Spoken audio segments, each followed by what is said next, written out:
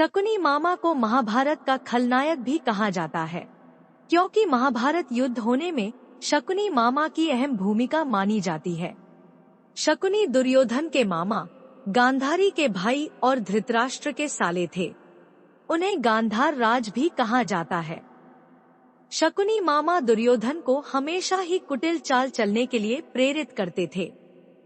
इतना ही नहीं, शकुनी के कारण ही पांडवों को भी जुआ खेलने पर विवश होना पड़ा। शकुनी चौरस, जुए में माहिर खिलाड़ी थे। पौराणिक समय में जुए ताश के पत्तों ये नहीं बल्कि चौरस से खेला जाता था, जो कि लूडो की गोटी के समान हुआ करता था। शकुनी इस खेल में बहुत माहिर था।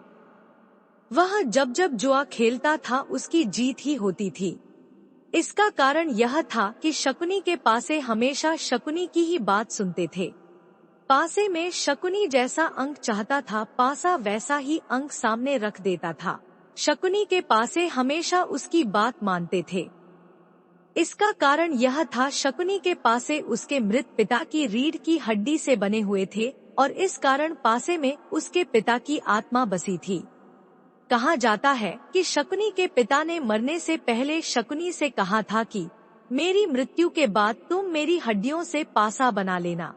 मेरी हड्डियों से बने पासे हमेशा तुम्हारी बात मानेंगे और जीवन में तुम्हें जुए में कोई हरा नहीं सकेगा।